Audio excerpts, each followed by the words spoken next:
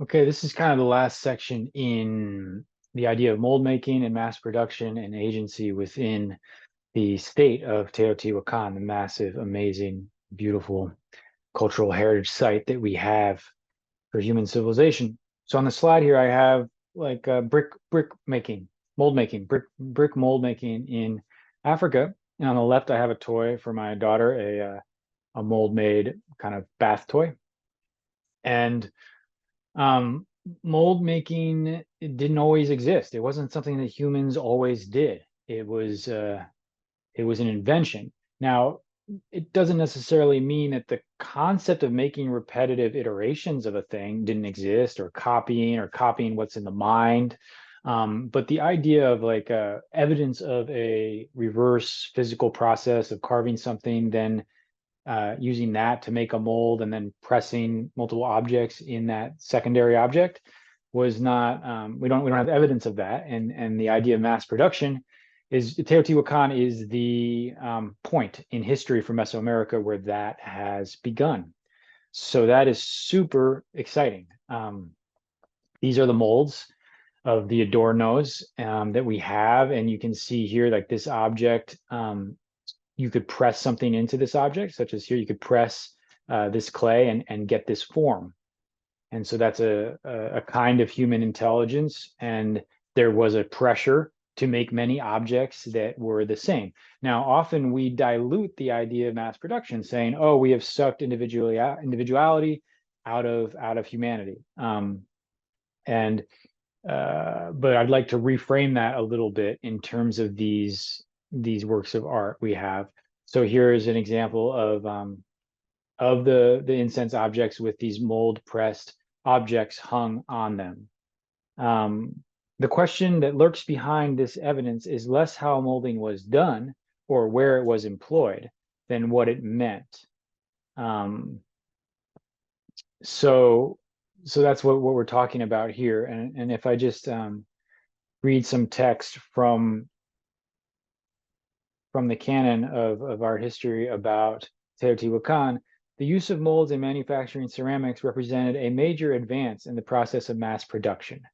And these are several examples of molds and adornos found in the ceramic workshop that was in the Ciudadela, which I've shown, which is the kind of third large architectural place next to there's the pyramids, and then there's the Ciudadela.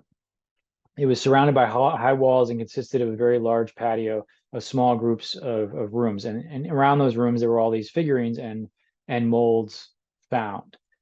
Now, often with molds, we think about the 19th century and the production of objects from there. So mass production, to cite one instance, carries the weight of the industrial age.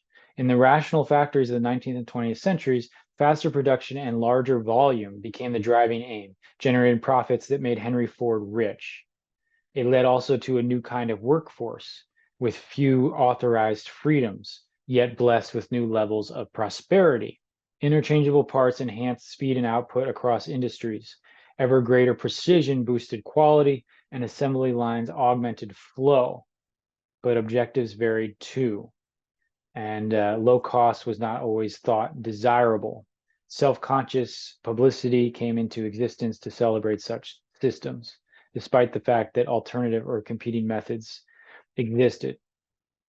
So right now I'm just showing two-dimensional works or wall fragment mural paintings next to these incense objects, just to kind of see if we could talk about mold making and this kind of production quality with respect to painting, and can we carry that thread through? It's just an idea to throw out there. Um, In aesthetic works, the distinction between the handmade and the mass-produced can narrow to a sliver. There is often a dialectical process at play. In Europe, a unique drawing might inspire multiple prints, prompting in turn works in chalk, pen, or pastel.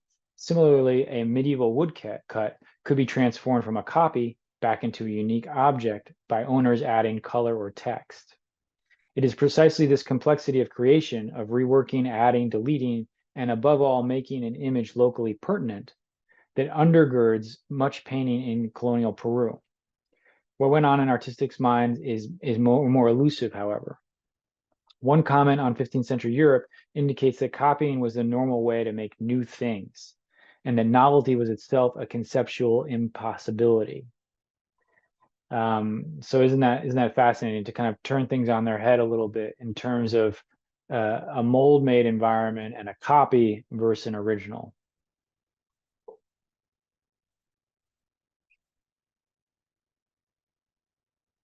These are Teotihuacan paintings that if you're in the class, you've seen many of.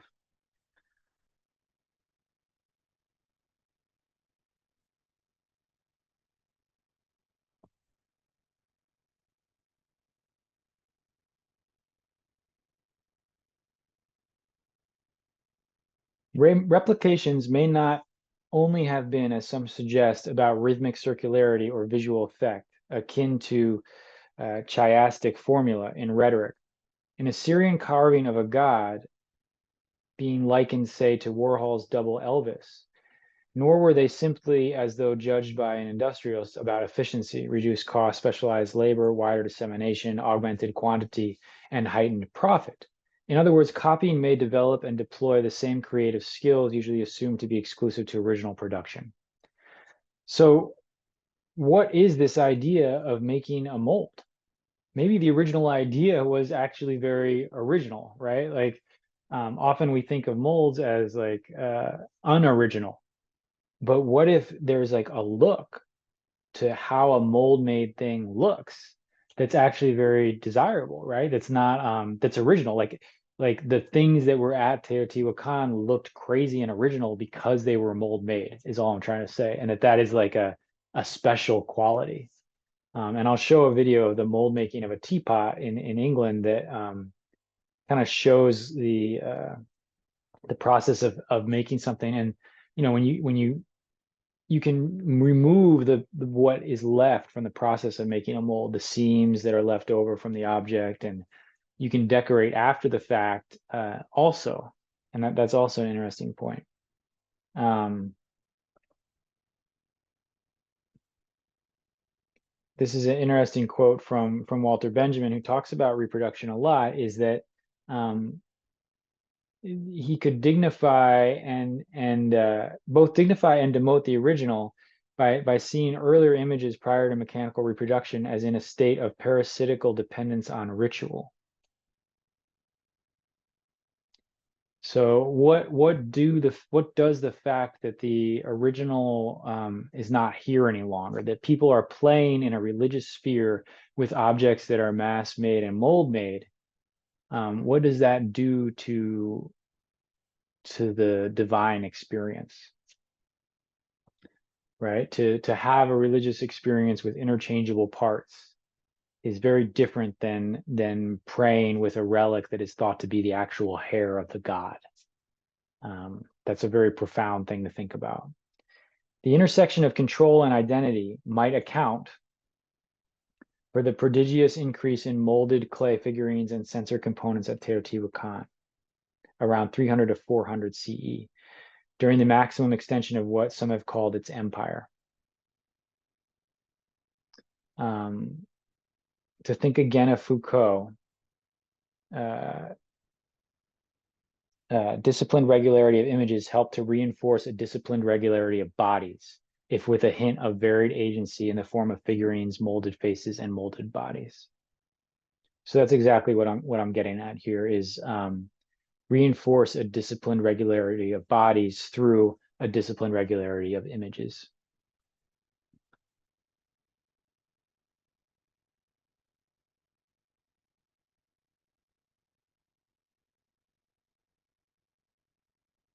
Perhaps they affirmed social identity in new settings, in aesthetics of uniformity felt necessary in larger communities, or as objects that enhance the consumption experience.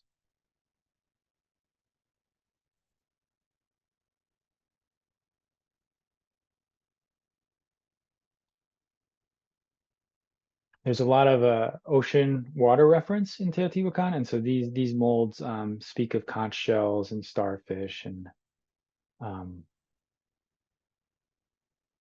kind of ocean objects.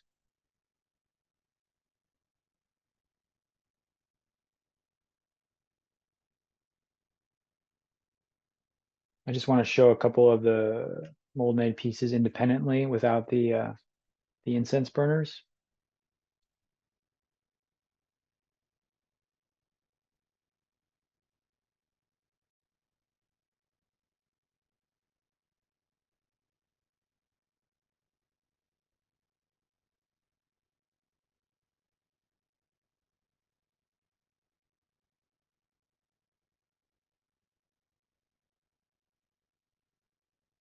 And then I'd also like to just show a comparison, right? This is a handmade object on the left next to a mold made object.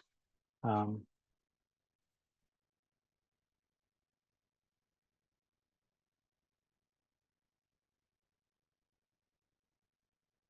Again, we have a comparison here of handmade objects next to mold made objects. Both, we could talk about both in terms of the previous section. I talked about scale, right? This is a scale handheld, um, what I'm calling a scale of play. Um, right? Play is a space where you're not watched by the state in a similar, in some ways. You can forget yourself, forget the rules.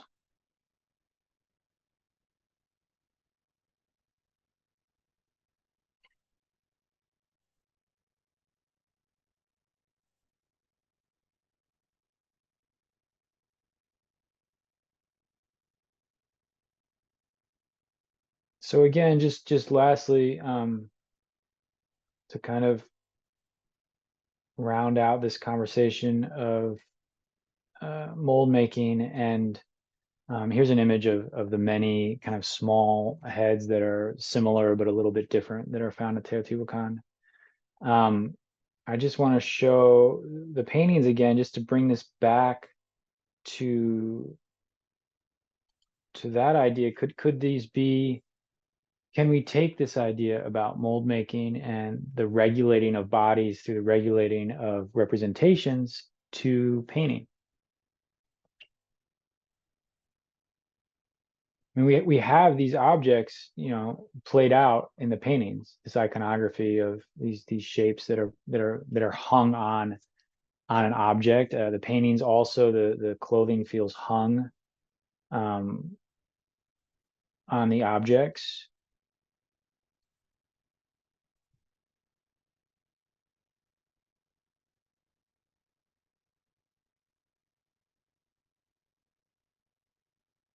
Is there a sense of a pattern that is laid out with room for variation that is self-motivated?